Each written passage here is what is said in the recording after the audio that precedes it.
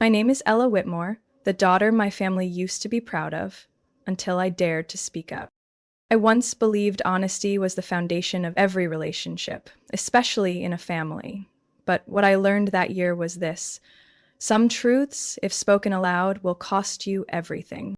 When I was 30, while managing internal accounting for my family's hardware chain, Whitmore and Sons Hardware, I accidentally discovered suspicious account statements in my father's safe.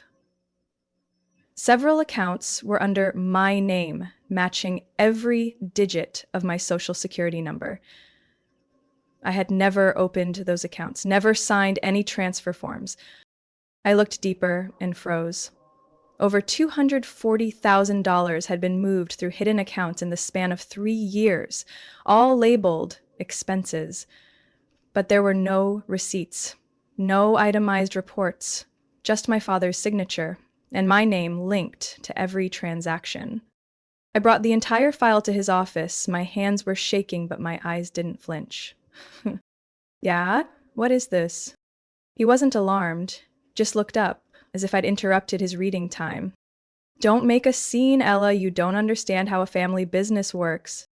Then explain it to me. Why are you using my social security number to move money? He set the newspaper down. His voice dropped, sharp and cold. You'll tear this whole family apart if you keep being stubborn. Are you going to call the IRS, drag us into court, destroy everything we've built? I didn't answer. My throat burned. I simply stood up and said, clear enough that he couldn't ignore me. I'm not part of this. I won't be your signature. I won't accept what's wrong. That night, when I got home, my suitcase was already waiting by the door. My mother sat on the couch, refusing to meet my eyes. And my sister, Briana, stood in the middle of the living room with her arms crossed, her smirk barely restrained. You chose this, Ella. Everyone knows you've had issues. Therapy in college, right? Did you think people would just forget? I didn't understand how something as personal as the emotional crash I went through after a breakup, something private and human, had become a weapon used against me. I saw a therapist, like millions of others. I'm not ashamed of that. Briana scoffed. Sure, but normal people don't try to blow up a family over some numbers on a spreadsheet. You're just overly sensitive. Everyone sees it. I knew exactly what she was doing, twisting the narrative. And the worst part was, people believed her. A week later, I lost my job. The accounting firm I worked part-time for said they couldn't keep someone potentially linked to a tax inquiry. No formal charges, no official record, but rumors spread faster than facts ever could. My grandmother, the one who used to sneak candy into my coat pocket during holidays, no longer texted me. Aunts, uncles, cousins, one by one, they cut me off. To them, I wasn't brave for telling the truth. I was just the unstable daughter, trying to cause trouble.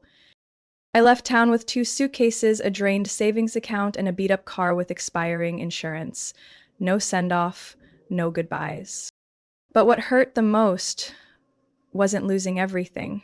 It was the realization that the people who once held me with love now saw me as a stranger just because I refused to stay silent. I used to think silence kept families together, but the truth is, silence only protects those with something to hide. My father's funeral took place on a gloomy October morning at St. Mary's Church, just outside Cedar Grove, a town I left 3 years ago and swore I'd never return to. But a message from a distant cousin, he's gone, the service is this Friday, pulled me back like a sentence left unfinished. I stepped into the church foyer in an old black dress. The chill outside was kinder than the eyes inside. My Aunt Helen turned away when she saw me. Uncle Rick, who once taught me how to ride a bike, stared hard at his phone. No nod. No greeting. My mother sat in the front row, a black silk scarf draped over her shoulders, her face carved in stone. She didn't look at me, but the first person to approach was Briana. She wore a dark brown Burberry dress, holding a small notebook, likely a draft of her eulogy, and a smirk that looked too practiced to be spontaneous. Well, look who showed up! Ella back out of duty Whitmore, she said, her tone sugary enough to sting. You should probably sit in the back. Family needs some space. I didn't respond. I just nodded slightly and walked past, choosing the third pew from the back, the one reserved for those no one remembers. The room was solemnly silent, but not out of respect. It felt more like the tense hush before a show. As the pastor recited his prayer, I stared straight at the walnut casket draped with a flag. Not because I felt grief, but because I kept wondering why I was even here. I thought I had my answer when a middle-aged man in a charcoal suit stepped up to the lectern after the pastor finished. He held a folded letter and spoke clearly. Before we proceed, per the wishes of Mr. John Whitmore, I have a letter to read, addressed to someone present today. The room stirred. Aunt Helen turned to look at me. I heard the murmurs. Is it her? To Ella Whitmore, he said. I heard Briana inhale sharply. My mother stiffened. I didn't move. The attorney cleared his throat, then began reading. If Ella appears, read this aloud. You turned your back on us when the family was in crisis. You chose to walk away instead of standing by your father. When I needed someone beside me, you chose the law, chose what was right, and ignored blood. That is not the act of a daughter. Each word landed like a hammer to my chest. I didn't look around, but I felt the weight of every stare, curious, judgmental, disgusted, some even satisfied. Briana turned her head, eyes gleaming as if she'd just been handed the greatest reward of her life. Dad always saw right through you, she whispered, not bothering to hide it. I clenched my hands in my lap, nails biting into skin. The sting kept me steady. The attorney folded the letter carefully. That's the entire message. No applause, but no objections either. That letter, for them, was confirmation. I was the family disgrace. Officially and forever. Still, I didn't leave my seat. I didn't cry. I didn't storm out. Because after 3 years, I'd learned. Sometimes the only way to prove you exist is to stay perfectly still in the middle of the storm. My father had used his final words to close the door one last time, but I'd also learned this. When someone tries to rewrite your story, even from the grave, you don't always need to defend yourself. Sometimes you just wait until the truth speaks for itself. A heavy silence blanketed the church after the letter was read. The attorney carefully folded it, placing it back on the lectern like a verdict had just been passed. I thought it would end there, the final humiliation from a man who once called me his pride. But he didn't leave. Still standing at the wooden podium, his tone shifted, clearer now, as if he was about to announce something with a very different weight. However, he said, I will now proceed with the primary matter of this morning. Per legal requirements, we will read the final will and testament of Mr. John Whitmore, notarized and filed with the county clerk's office at 7 p.m. October 11th, just 1 day before his passing. The church buzzed with whispers. I heard someone murmur under their breath. Wait, wasn't that last letter the will? Briana turned fully around, brows furrowed, clutching her little notebook tighter. My mother, still unmoving, tilted her head slightly, as if sensing that whatever was about to happen wouldn't go her way. The attorney retrieved a large envelope sealed with red wax from his leather case. Holding it up with a sense of ceremony, he announced, This is the sole legally binding document, personally signed by Mr. John Whitmore, in the presence of 2 certified witnesses. He opened the envelope, unfolded the first page, and began reading. John Marcus Whitmore, being of sound mind, declare this to be my last will and testament, hereby revoking all prior documents, all personal assets, including my bank accounts at First Capital Bank and the Whitmore Legacy Trust, shall be granted in full management and inheritance to my daughter, Ella May Whitmore. Chairs scraped across the floor as the entire room shifted. Briana shot up like she'd been struck by lightning. What? No. He can't do this. The attorney looked up, calm and composed.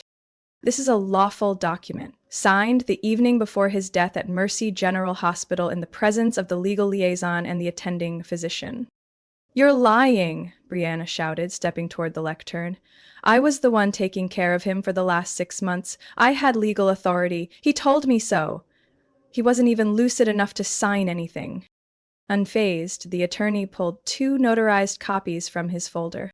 Ms. Briana, I can provide surveillance footage from the hospital confirming Mr. Whitmore was fully coherent when he signed this. Furthermore, both witnesses have reaffirmed and signed sworn statements. I didn't look at Briana. I kept my eyes on the crucifix above the altar. There was no feeling of triumph inside me, no relief, only the cold quiet of a battle I never wanted but had been dragged into. My mother remained silent. She simply stood up, picked up her handbag, and walked out of the church without a single glance back. The sound of her heels echoed in measured, deliberate steps through the already chilled room. Briana stood frozen, her face drained of color, overtaken by a bewilderment too deep for words. Behind me, I heard a relative whisper, "So he never really forgot Ella." I rose from my seat and slowly walked to the front, not to claim anything, not to assert anything. I simply stood before the small table holding the framed photo and the flowers, looking at the image of my father, a man who was once everything, then a betrayer, and now just someone who left behind a question that was never clearly answered. The attorney stepped beside me and said quietly, "He left one more thing. For you alone. I'll make sure you receive it after the service." I gave a small nod. No words, no need. I left the church right after the service ended. In my hands, I carried nothing but the attorney's promise. There's something he left just for you. I didn't expect much.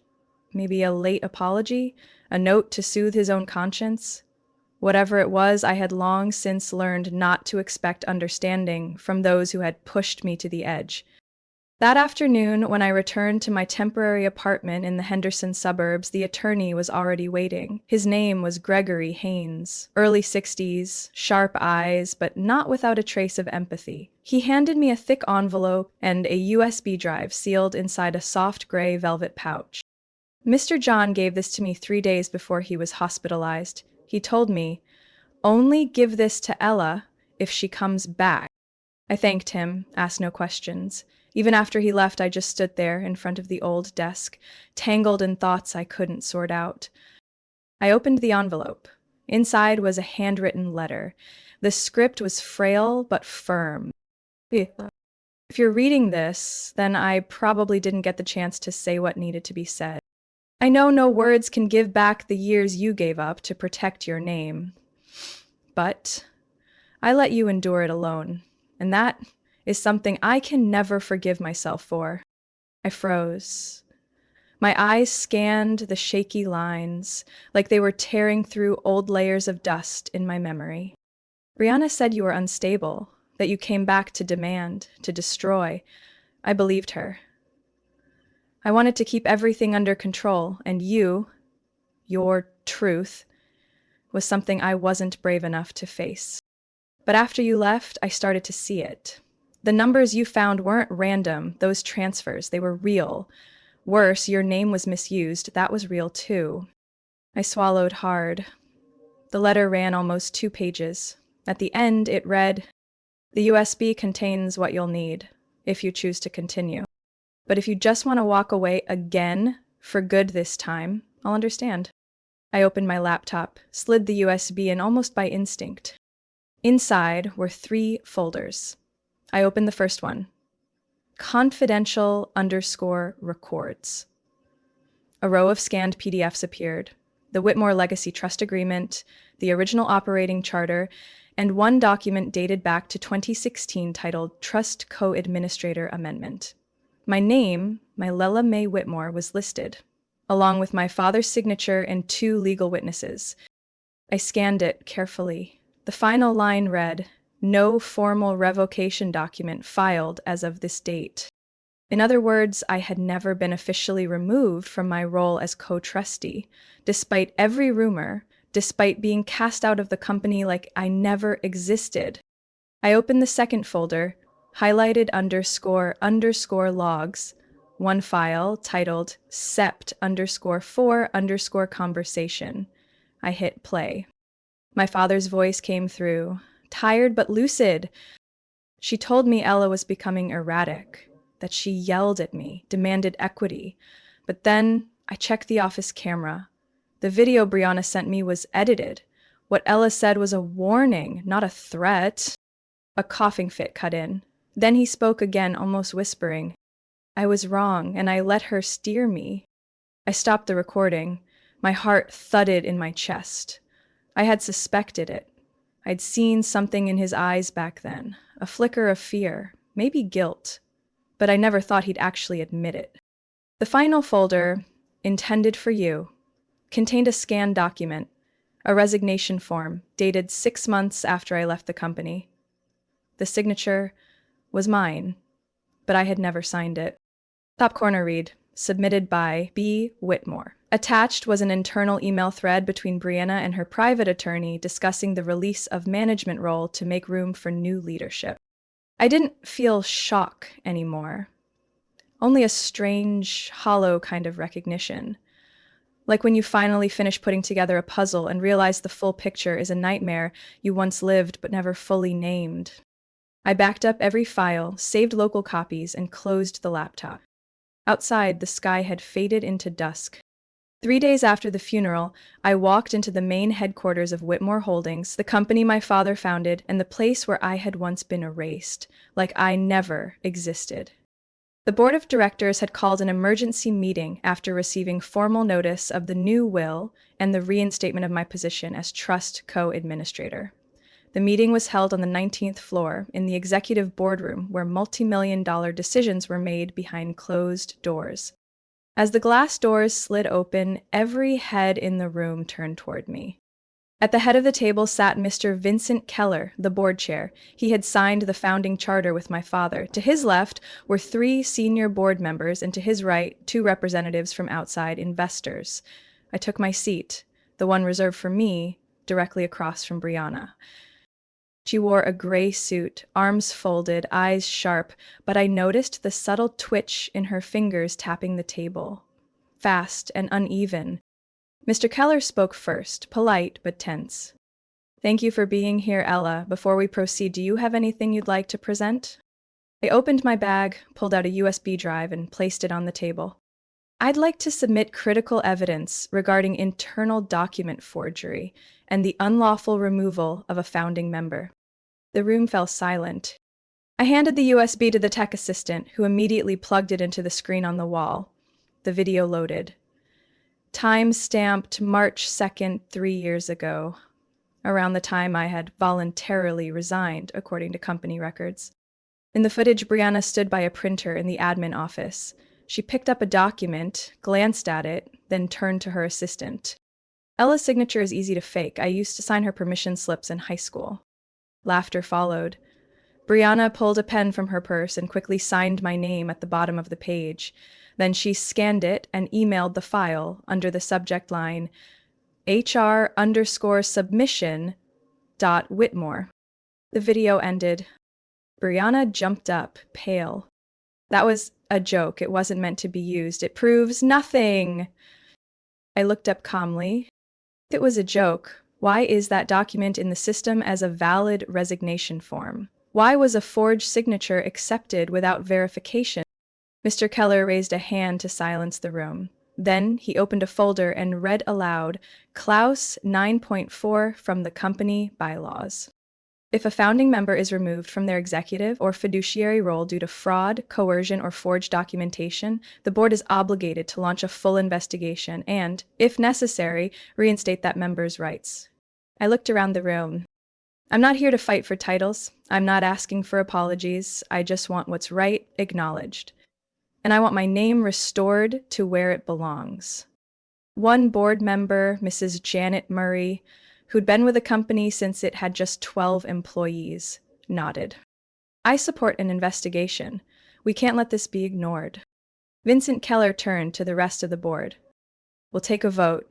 All in favor of initiating a full investigation into the removal of Ella Whitmore from fiduciary and executive roles, please raise your hands. Janet raised hers first, then Mr. Keller, then 2, 3, 4 more. 6 out of 8, an absolute majority. I didn't smile. I didn't gloat.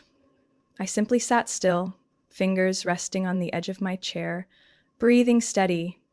This wasn't victory. It was only the first step in reclaiming the truth. Briana remained standing, fists clenched. But this time, no one came to her defense. No supportive looks, only silence, cold and heavy, from a board that had realized they trusted the wrong person. I stood and gave a slight nod. Thank you. I'll submit all related evidence as requested. On my way out, I passed the brass nameplate at the end of the hall. At the bottom, newly engraved, it read, Ella Men Whitmore, co-founder, Legacy Trust Administrator. Clear. Permanent. No one could erase it again. Less than 48 hours after the board meeting, the name Ella Whitmore was splashed across headlines in every regional financial news outlet. Whitmore Holdings co-founder allegedly tied to $200,000 misappropriation. Leaked documents suggest. Financial scandal. Ella Whitmore returns amid storm of suspicion. I sat in my small apartment, the glow of my computer screen glaring back while my inbox lit up non-stop. Emails from reporters, former colleagues, and anonymous accounts. Some asked questions, some threw accusations. One simply wrote 3 words, called it early. I opened the attachment in an email from the Financial Review. It was a screenshot of an internal document marked as leaked, listing me as subject of an ongoing internal concern regarding misuse of company funds. I didn't need to guess long. The phrasing, the tone, even the use of concern instead of violation. Too familiar. It had Briana's fingerprints all over it. I called the company's attorney, Mr. Keller. I'm guessing you've seen the reports? I have. I just left a meeting with the legal team. No press release was authorized. This leak came from inside, and it looks like it was premeditated. A backup plan? I asked. Most likely. Seems Briana anticipated losing ground, and had this planted in advance to attack your reputation. I reopened the USB drive my father had left behind. This time, the folder labeled Internal Fraud. Inside, I found a zip file I hadn't opened before. I extracted it and found a string of internal emails between Briana and Carrie Odell, the former head of PR. One email was titled, Messaging Options if Ella Resurfaces. The first line sent a chill down my spine. If she comes back, we control the narrative. Leak just enough to raise suspicion. No accusation, just smoke. The following messages were drafts of PR blurbs meant to be, casually circulated via third-party contacts. One draft even included a note. Ensure anonymous source push to Financial Review or Regional Times. Frame as inherited concern, not direct wrongdoing. I sat up straight, stomach tight. Step by step, she'd fabricated doubt without ever presenting evidence, just enough to poison the well. The next day, I submitted the entire file to the company's legal department, including the emails and their metadata. Mr. Keller called me back that afternoon. We've confirmed everything. The emails are authentic, sent from Briana's company account 6 months before her removal from the trust. What now? I asked. My mother's preparing a press briefing to correct the record and expose the coordinated misinformation effort. The executive board is also considering legal action against her for defamation and corporate sabotage. And if you wish, Ella, we're ready to represent you in a separate civil case. I paused, then said quietly, No, I don't need to drag her into court. I just want the truth to be seen. Let the company speak, not for me, but for its own integrity. Mr. Keller nodded on the line. Understood, and I respect your decision. 2 days later, Whitmore Holdings held a virtual press conference. On the large screen at headquarters, Mr. Keller stated, The company confirms that allegations involving Ms. Ella Whitmore are unfounded. The leaked materials were part of a coordinated internal effort to manipulate public perception and damage the reputation of a founding member. We are pursuing all necessary legal avenues to ensure such conduct is never repeated. And I didn't attend the press briefing. I did issue a personal statement. I just sat at my desk and quietly posted one line to my social media. I don't need anyone to return my dignity. I just need the truth to be seen clearly. The rest, whoever needs to hold on to it, let them. I shut my laptop. I stood up. And for the first time in years, I didn't feel the weight. I wasn't seeking revenge. I wasn't waiting for an apology. Because I knew when truth stands firm, lies unravel on their own, like dust, when the light is finally strong enough to shine through. Monday morning, I returned to the headquarters of Whitmore Holdings, this time not as the one who came back, but as someone who helped build it in the first place.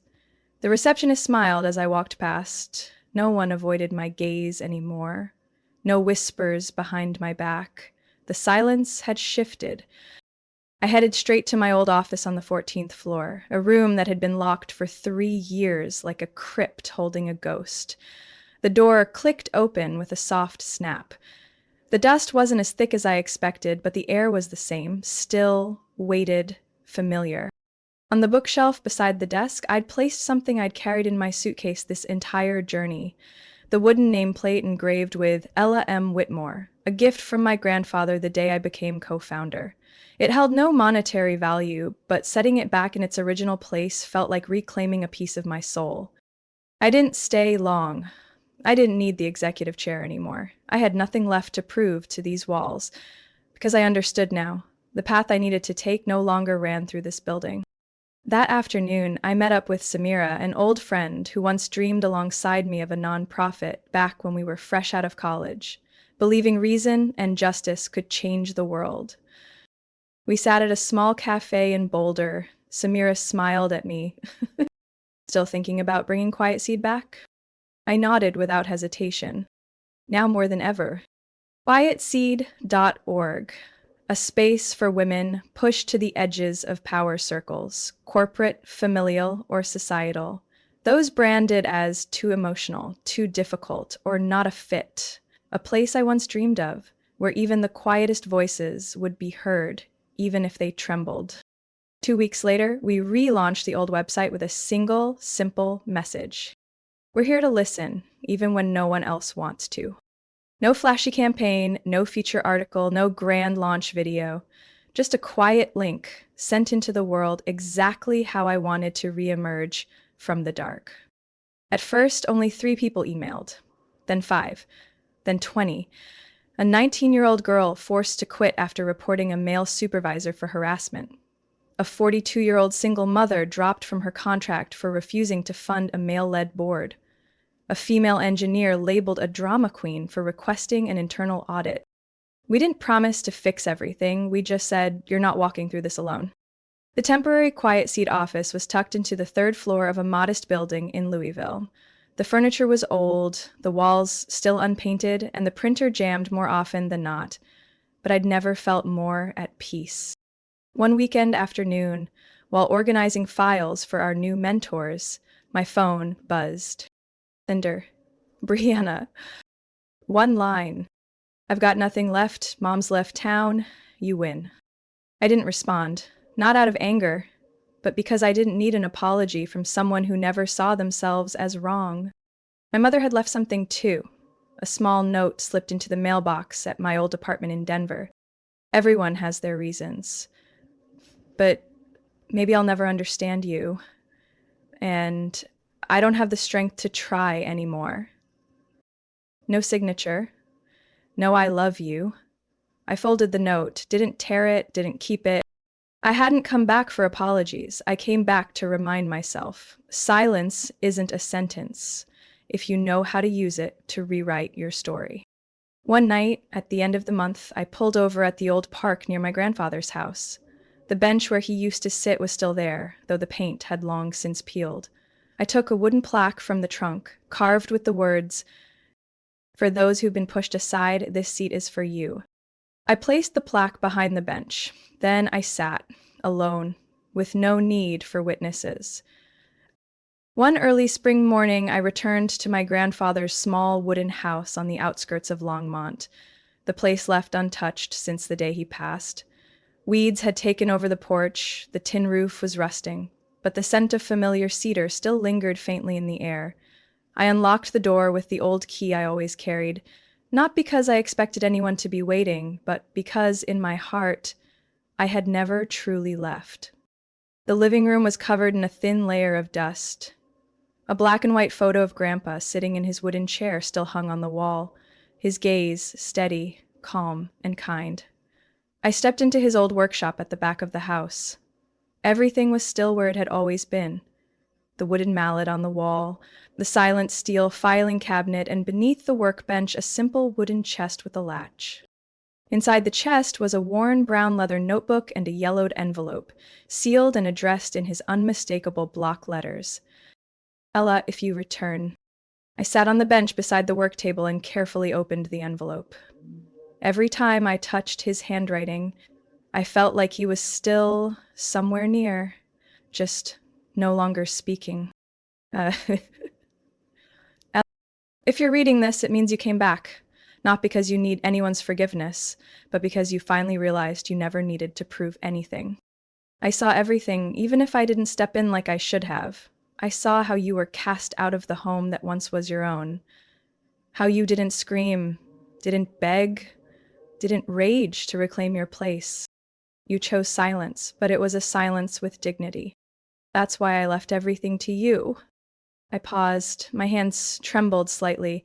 Grandpa was never one to use many words, but every one he wrote carried weight like stone. I read on. The old chair? You know, the one you helped repaint as a kid? It's still out back by the oak. It's broken, I know, but if you want, fix it. Not for me, but because there will always be someone like you once were, needing a place to sit down, exhale, and know they're still seen. That's the real legacy, not money, not power, but space for truth, for kindness, and for voices once forgotten. I folded the letter and pressed it to my chest, not as a treasure, but as a final affirmation that I wasn't wrong for continuing to walk forward, even alone.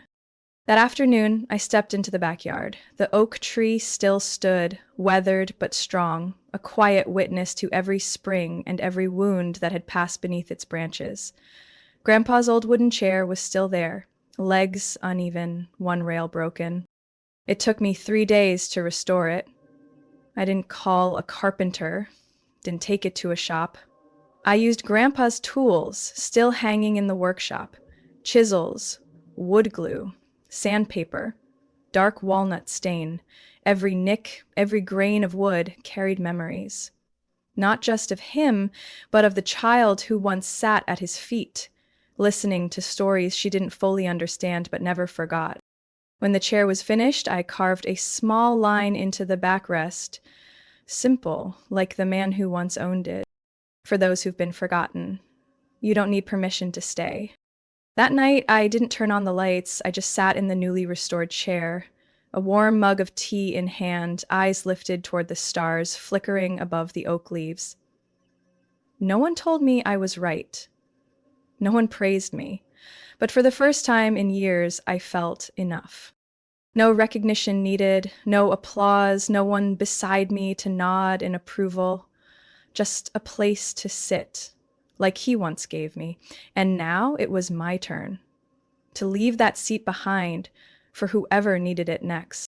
Ella's story reminds us that not everyone born under the same roof will stand by your side. When cast out by those closest to her, she didn't scream or seek revenge. She chose to walk away with truth and quiet strength.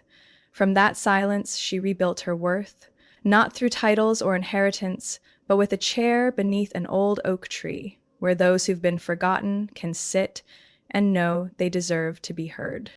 What do you think about Ella's journey? Would you choose silence or rise like she did? Share your thoughts in the comments, and don't forget to follow the channel for more powerful true stories about family and self-worth.